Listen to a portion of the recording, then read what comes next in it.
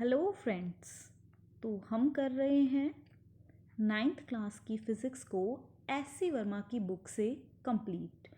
तो हम अपने टारगेट में कितना कर चुके हैं पिछली वीडियोस में मैं आपको बता चुकी हूँ कि हम फर्स्ट चैप्टर डिस्कस कर रहे हैं इस बुक का। मैं आपको बता चुकी हूँ कि फ़िज़िकल क्वांटिटीज़ क्या होती हैं, कि फ़िज़िकल क्वांटिटीज़ कहाँ होती हैं, आप कि ये डेली लाइफ में ये आपको कहाँ देखने के लिए मिल सकती हैं। फ़िज़िकल क्वांटिटीज़ के बारे में मैं आपको बता चुकी हूँ। तो नेक्स्ट मैंने आपको ये भी बता दिया था कि इन फिज़िकल क्वांटिटीज़ की कुछ यूनिट्स भी होती हैं। नॉर्मली हमें कन्फ्यूज़न ना हो इसलिए इन यूनिट्स को एसआई यूनिट्स कहते हैं। इन यूनिट्स को बोलते हैं एसआई यूनिट्स। एसआई यूनिट इसकी फुल फॉर्म इस तरह से है, सिस्टमेटिक इंटरनेशनल, मतलब कि सबके लिए सच, ये इंटरनेशनल हैं, यूनिक हैं। इन एसआई यूनिट्स को मैंने बताई थी, ये इस 7 टाइप की थी। ये जो एसआई यूनिट्स थी इनको रिप्रेजेंट करने के लिए कुछ सिंबल भी यूज़ किए थे फिज़िक्स के साइंटिस्ट ने, क्योंकि वो इतनी बड़ी यूनिट को नहीं लिखना चाहते थे। तो वो सिंबल्स के बारे में भी मैं आपको बता चुकी हूँ। उसके बाद मैंने आपको बताया था कि बेस यूनिट्स क्या होती हैं, बेस यूनिट्स क्या होती हैं और ड्राइव्ड यूनिट क्या होती हैं, ये भी मैंने आपको एक्सप्लेन किया था कि बेस यूनिट्स क्या होती हैं और ड्राइव्ड यूनिट क्या होती हैं। थोड़ा थोड़ा मैं बता देती हूँ ये क्या होती हैं। जैसे कि बेस यूनिट, नाम से ही पता चल रहा है, बेस मतलब बेसिक। जो 7 मैंने फिज़िकल यूनिट बताई थी, जो फिज़िकल क्वांटिटी की 7 जो यूनिट यहाँ पे मैंने बताई हैं, यही आपकी बेस यूनिट्स हैं। इन्हीं को बेस कहते हैं। इन्हें कभी कभी फंडामेंटल भी कहा जाता है। फंडामेंटल इसलिए कहते हैं कि मतलब फ़िज़िक्स की पढ़ाई में यहीं से 9th क्लास से फ़िज़िक्स की पढ़ाई शुरू होती है। यहाँ पे ये बहुत ज़रूरी हो जाती हैं 7, आपको याद रखना, जिनमें से जो 3 थी, पहली जो थी लेंथ, और दूसरी थी आपकी मास, और तीसरी थी आपकी टाइम। ये तो बहुत बहुत ज़्यादा इम्पोर्टेंट हैं इस लेवल के हिसाब से, 9th क्लास के हिसाब से। आपको ये हमेशा ये तो याद ही रखनी है। आगे की भी जो 4 और हैं वो भी आपको याद रखनी है, वो भी आपके लिए ज़रूरी है, फ़िज़िक्स में कहीं ना कहीं यूज़ होंगी।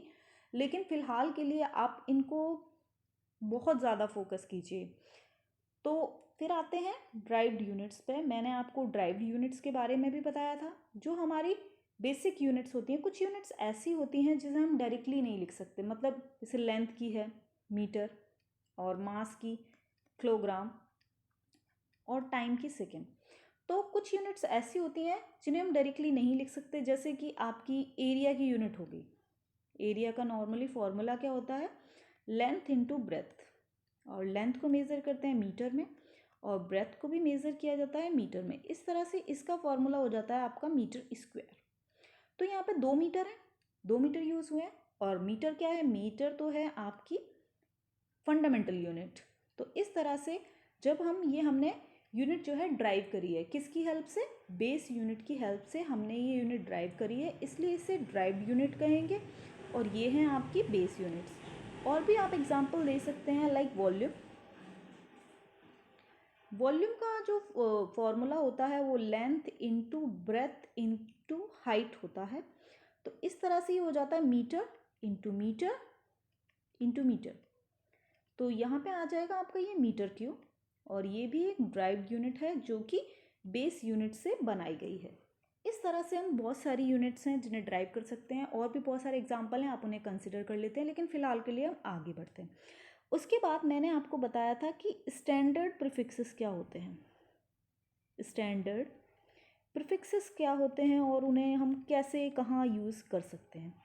स्टैंडर्ड प्रीफिक्सेस के बारे में मैंने जिस तरह से आपको बताया था उस हिसाब से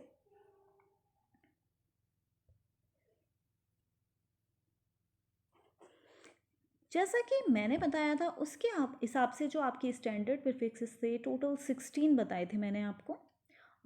16 थे, जो 10 टू द पावर में कुछ लिखे हुए थे, कुछ 10 टू द पावर 18 था, 10 टू द पावर 15, और 10 to the power 12, 10 to the power 9, 10 to the power 3, 10 to the power 2, और 10, 10 to the power -1, 10 to the power -2, 10 to the power -3, और 10 to the power -6, 10 to the power -9, और 10 to the power -12, और 10 to the power -15, और 10 to the power -18।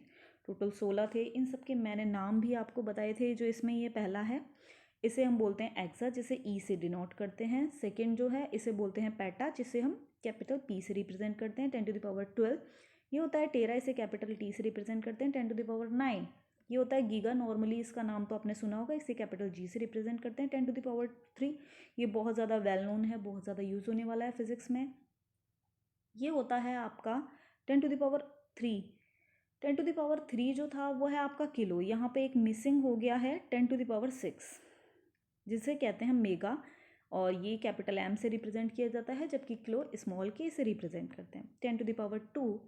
ये होता है आपका hecto. बहुत ही रेयर चांसेस हैं कि ये यूज़ हो, बट हो सकता है। 10 को हम बोलते हैं डेका, और इसे रिप्रेजेंट करते हैं डी से 10⁻1 डेसी, 10⁻2 सेंटी, बहुत ज़्यादा यूज़ होता है सेंटी। 10⁻3 जैसे मिलीलीटर, जैसे मिली होता है ये, जैसे मिलीलीटर मिलीमीटर होते हैं ना, इसी तरह से। 10⁻6 ये बहुत ही छोटा है और बहुत ज़्यादा यूज़ होता है, इसका नाम है माइक्रो, और इसकी रिप्रेजेंटेशन भी बिल्कुल अलग सी है, ऐसा बनता है माइक्रो।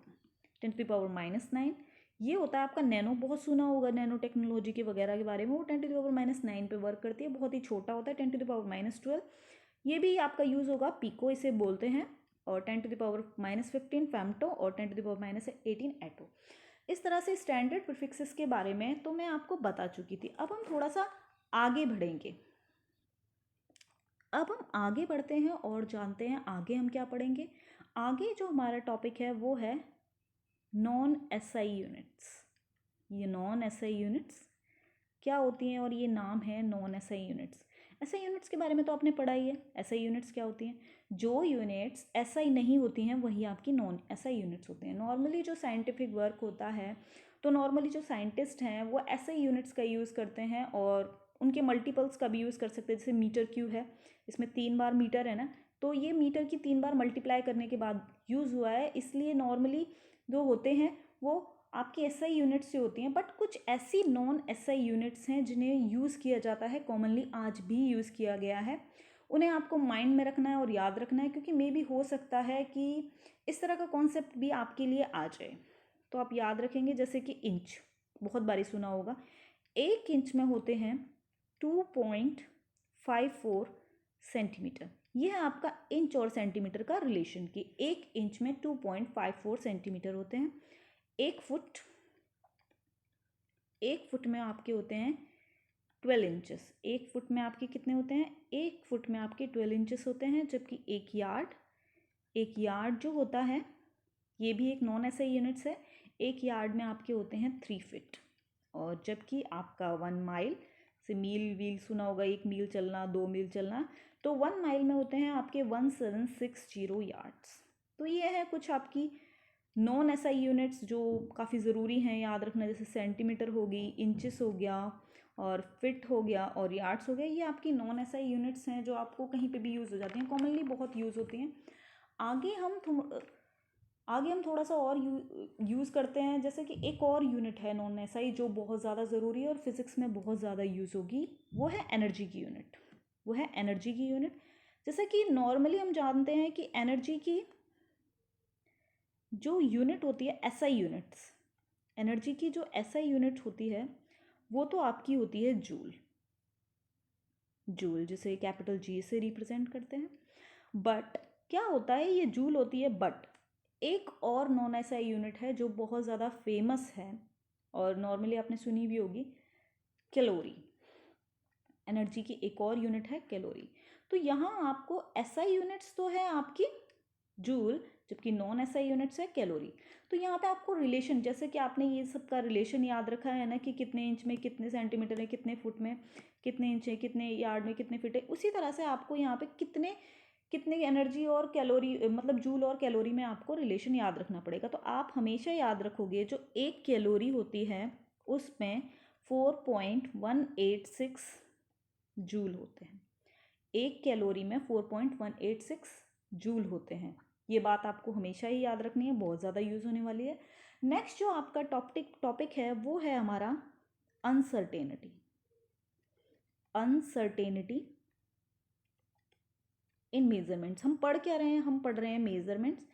तो उन मेजरमेंट्स में अनसर्टेनिटी भी हो सकती है, उसके बारे में हम जानेंगे कि मेजरमेंट में अनसर्टेनिटी हमें कहाँ दिखाई देती है। तो इसमें हम थोड़ा सा आगे बढ़ते हैं। जैसा कि हम जानते हैं कि किसी भी फिजिकल क्वांटिटी को मेज़र करने के लिए, मैंने बहुत सारी फिजिकल क्वांटिटी की बात बताई आपको, किसी भी फिजिकल क्वांटिटी है उसमें, कोई भी फिजिकल क्वांटिटी, हमारे आसपास बहुत सारी चीज़ें हैं उनमें बहुत सारी फिजिकल क्वांटिटी हैं। तो किसी भी फिजिकल क्वांटिटी को मेज़र करने के लिए एक इंस्ट्रूमेंट होता है। क्या होता है? इंस्ट्रूमेंट होता है। अब बेस्ट एग्जांपल लीजिए, आपको बिल्कुल भी कंफ्यूजन नहीं होगी। आपके हाथ में जो घड़ी बंधी हुई है, रिस्ट वॉच, तो ये बेस्ट एग्जांपल है जिसे हम नॉर्मली कहीं पर भी यूज़ कर सकते हैं। रिस्ट वॉच जो होती है उसमें जो टाइम होता है वो एक टाइप का इंस्ट्रूमेंट है। ये क्या है? एक इंस्ट्रूमेंट्स है जिसके अंदर हम टाइम को मेज़र करते हैं। तो एक इंस्ट्रूमेंट है और आप इस इंस्ट्रूमेंट से टाइम को इस तरह से मेज़र कर सकते हो कि 1 सेकेंड से ज़्यादा प्रिसिशन नहीं ले सकते।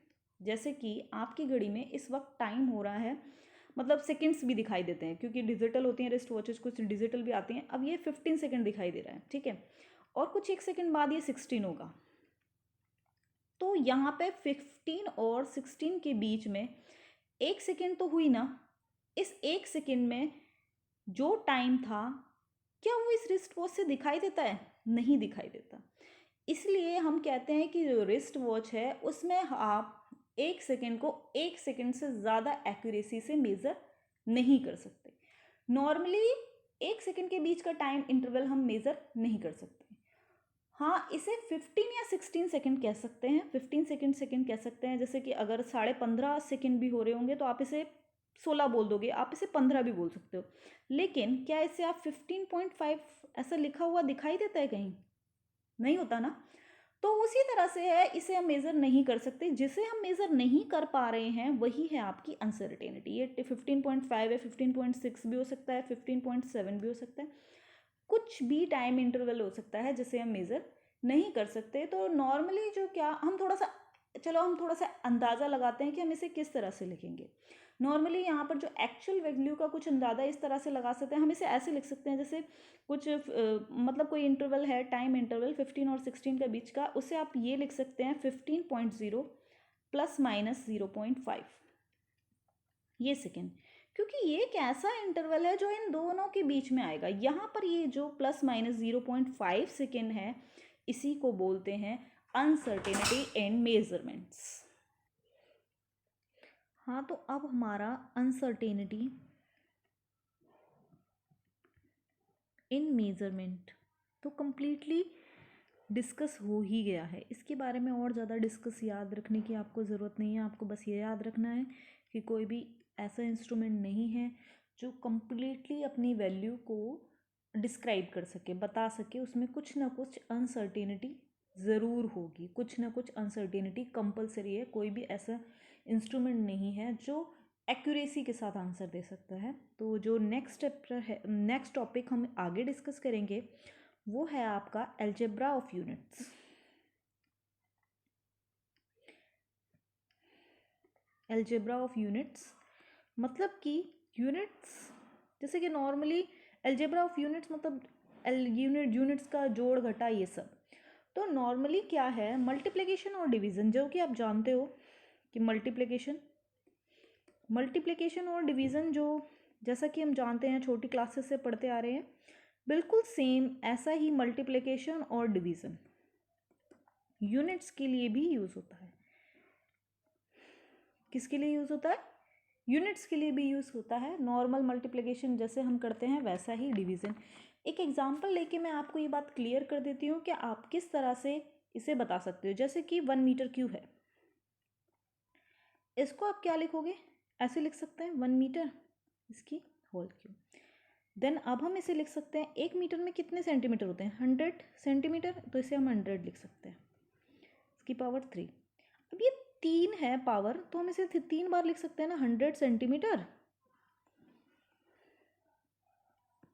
और फिर दोबारा 100 सेंटीमीटर, फिर दोबारा 100 सेंटीमीटर। इस तरह से हम लिख सकते हैं ना। अभी सेंटीमीटर कितनी बार है, 1 2 3 बार सेंटीमीटर है, तो इन सबको हम अलग अलग इस तरह से भी लिख सकते हैं हम, 100 इंटू 100 इंटू 100, ठीक है। और अब साथ में ये सेंटीमीटर सेंटीमीटर और ये फिर सेंटीमीटर, तो यहाँ पे टोटल कितने इनकी मल्टीप्लाई करोगे, मल्टीप्लाई करने का सबसे अच्छा तरीका होता है इनमें जीरो वालों में कि आप ज़ीरो को गिन लो। तो यहाँ पर 1 2 3 4 5 6 जीरो हैं, तो यहाँ पे 10⁻6 हम इसे लिख सकते हैं इन। और यहाँ पे जो सेंटीमीटर है 1 2 3 बार है, तो ये सेंटीमीटर क्यूब हो जाएगा।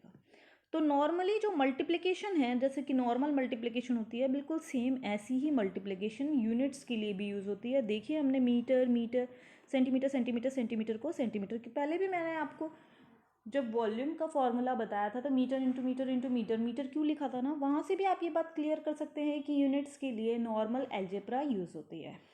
अब हम डिवाइड में थोड़ा सा कर लेते हैं इसकी एनालिसिस। सपोज आपको दिया गया है वॉल्यूम, वॉल्यूम कितना दिया गया है, वॉल्यूम आपको दिया गया है 1 सेंटीमीटर क्यूब, आपको वॉल्यूम दिया गया है। एक फिजिकल क्वांटिटी होती है डेंसिटी, डेंसिटी होती है मतलब कौन सी चीज़ कितनी गाढ़ी है इसके बारे में होती है डेंसिटी, एक फिजिकल क्वांटिटी है फिजिक्स की। ये दी गई है 4000 किलोग्राम पर मीटर क्यूब, ये आपको डेंसिटी दी गई है। और हमसे क्या पूछा गया है, हमसे पूछा गया है कि मास क्या है, हमसे क्या पूछा गया है, मास क्या है। तो आप इसे किस तरह से करोगे, नॉर्मली आपको एक फॉर्मूला हमेशा ही याद रखना है कि ये वॉल्यूम डेंसिटी और मास में क्या रिलेशन होता है, m is equal to V rho. यहाँ m जो है मास है, v आपका वॉल्यूम है और रो जो है आपकी डेंसिटी है। तो यहाँ पे जो वॉल्यूम है ये 1 सेंटीमीटर क्यूब लिखेंगे हम, और ये रो जो है आपका 4000 किलोग्राम। इस तरह से है आपका ये सब। हम इस तरह से आप इसे लिख सकते हैं। अब इसमें क्या करना है, ये 1 सेंटीमीटर क्यूब है तो इसे आप सेंटीमीटर क्यूब लिख दो इंटू, अब ये लिखा है 4000 किलोग्राम, ये जो था टोटल ये किलोग्राम पर मीटर क्यूब था, तो ये 4000 और ये किलोग्राम किलोग्राम और ये है मीटर क्यूब, ये क्या है मीटर क्यूब, यहाँ पे लेकिन सेंटीमीटर है तो हम मीटर को सेंटीमीटर से तो नहीं काट सकते, तो मीटर को हमें सेंटीमीटर में चेंज करना पड़ेगा। 1 मीटर में 100 सेंटीमीटर होते हैं, तो ये 100 सेंटीमीटर का होल क्यूब, इस तरह से लिखा जाएगा। अब यहाँ पे आ जाएगा centimetre cube into 4000 kilogram upon 10 to the power, ये वही है जैसे कि 10 टू द पावर 2 2 2 6 हो जाएगा टोटल सेंटीमीटर क्यूब। यहाँ पे ये डिवाइड कर दिया हमने सेंटीमीटर क्यूब को 7 सेंटीमीटर क्यूब से डिवाइड, नॉर्मल डिवीज़न जैसे होता है वैसे ही ये डिवीज़न है। अब ये 4000 है और नीचे 6 जीरो हैं और ऊपर 3 जीरो हैं, तो नीचे की 3 कट जाएंगी, तो ये 4 अपॉन 1000 किलोग्राम हो गया। अब आप चाहो तो इसे ऐसे लिख सकते हो 4 into 10 to the power -3 kilogram, ऐसे लिख सकते हो।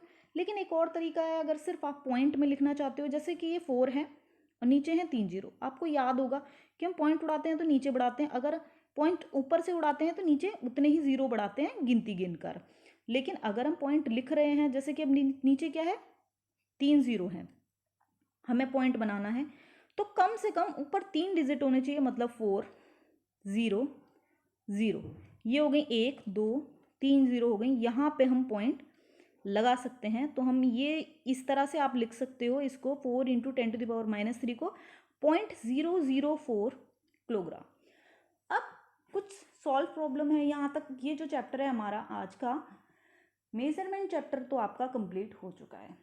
अब इस चैप्टर में कुछ सॉल्व प्रॉब्लम्स हैं जिन्हें हम डिस्कस करेंगे और आपको और अच्छे से क्लियर हो जाएगा। ये कैलकुलेशन है तो ये भी डिस्कस होनी बहुत ज़रूरी है, अदरवाइज आप कुछ कर नहीं पाओगे। जैसे कि हमारा पहला क्वेश्चन है, पहला क्वेश्चन है express 1 inch, express 1 inch mean metres, आपको जो है 1 इंच को मीटर्स में बताया गया है। नॉर्मली फॉर्मूला जो मैंने आपको बताया था वो इंच और सेंटीमीटर था कि 1 इंच में 1 इंच इज इक्वल टू 2.54 कितना सेंटीमीटर। अब हमसे आंसर पूछा गया है किस में? मीटर्स में। तो हम सेंटीमीटर तो नहीं बोल सकते, लेकिन हाँ इतना है कि सेंटीमीटर को मीटर में चेंज कर सकते हैं। 2.54। अब सेंटी के लिए जो स्टैंडर्ड प्रीफिक्सेस मैंने बताए थे वहाँ पे क्या था? 10⁻⁻² था ना, तो ये मीटर हो जाएगा। सेंटी की जगह हमने 10⁻⁻² लिख दिया।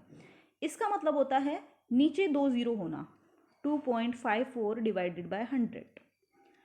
अब ऊपर से 0 पॉइंट उड़ाएंगे तो नीचे 2 जीरो और, मतलब नीचे हो गई total 4 zero.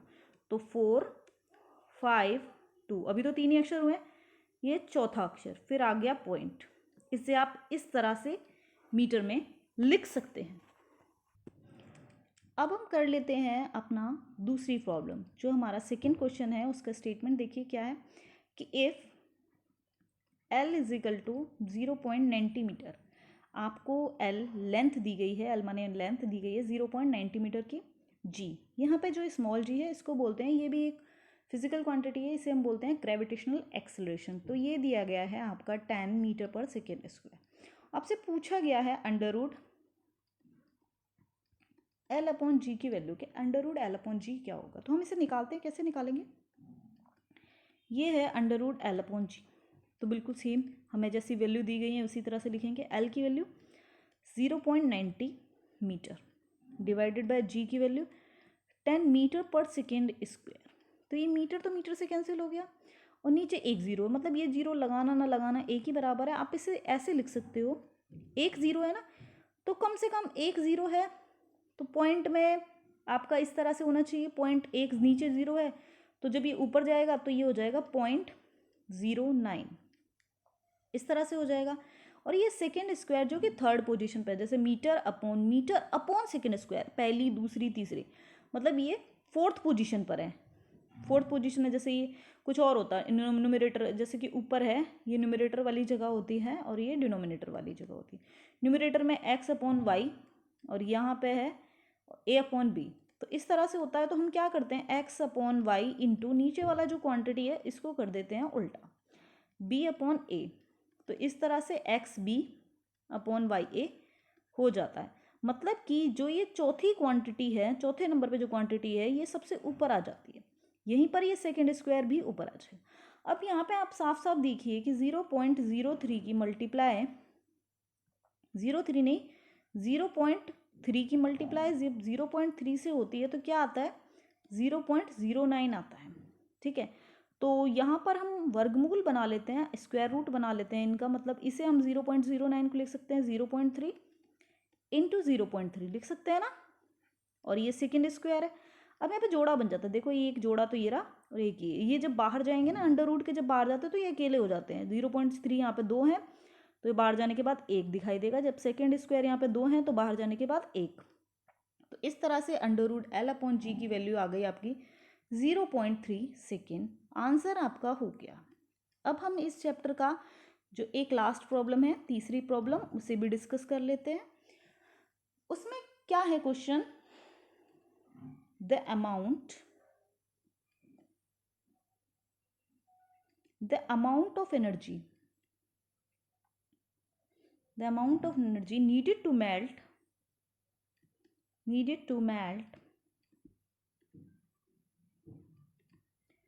1 gram of ice, 1 gram of ice is 80 calorie.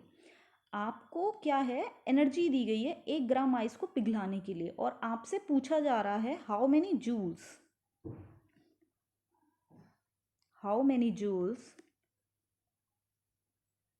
Of energy, मतलब एनर्जी जो होती है वो तो कैलोरी में भी हो सकती है और जूल में भी हो सकती है।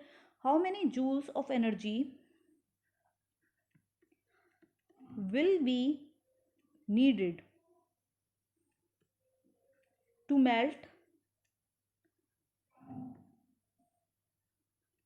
1 किलोग्राम ऑफ आइस। मतलब कि इस क्वेश्चन को आप ध्यान से समझिए, the amount of energy needed to melt, मतलब आपको गिवन क्या है, आपको दिया है 1 ग्राम आइस के लिए डाटा कि 1 ग्राम आइस को पिघलाने के लिए 80 कैलोरी लगती हैं, और आपसे पूछा जा रहा है आंसर कि आप एनर्जी जूल में बताओ। दी हमने कैलोरी में, आप बताओ जूल में कि 1 ग्राम आइस को पिघलाने के लिए कितनी एनर्जी यूज़ होगी। तो हम इसे इस तरह से करेंगे।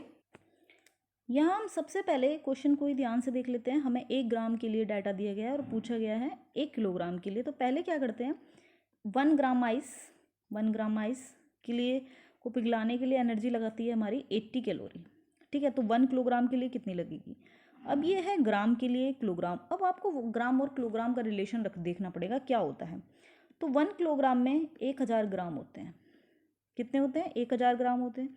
तो 1 ग्राम के लिए इतनी एनर्जी लगती है पिघलाने के लिए, तो 1000 ग्राम को कितनी लगेगी, 1000 ग्राम जो कि आपका होता है 1 किलोग्राम, तो उसके लिए लगेगी 80 इंटू 1000। तो ये हो जाएगा आपका 80,000 कैलोरी आपकी लगी 1 किलोग्राम आइस को पिघलाने के लिए। बट यहाँ पर एक प्रॉब्लम है कि जो आंसर आ रहा है कैलोरी में आ रहा है। जब से पूछा हमसे ये है कि आंसर आप जूल में बताओ, तो हम क्या करेंगे, इस कैलोरी को जूल में चेंज करेंगे। लेकिन उसके लिए हमें पता होना चाहिए रिलेशन कैलोरी और जूल का। 1 कैलोरी, मैंने आपको रिलेशन बताया था नॉन एसआई यूनिट्स में कि 1 कैलोरी जो होता है उसके अंदर 4.18 जूल होते हैं। तो यहाँ पर कितना है, 80,000 कैलोरी। तो 80,000 के लिए क्या होगा, 80,000 आप ले लोगे तो हम इसकी मल्टीप्लाई कर देंगे। ये मल्टीप्लाई होते हैं ना, ये क्रॉस में जो होते हैं 4.18 इंटू 80,000। तो इनकी नॉर्मली आप मल्टीप्लाई करोगे तो आपको आंसर मिलेगा 3344 और 2 पॉइंट यहाँ पर और 4 जीरो यहाँ पे फ्री के।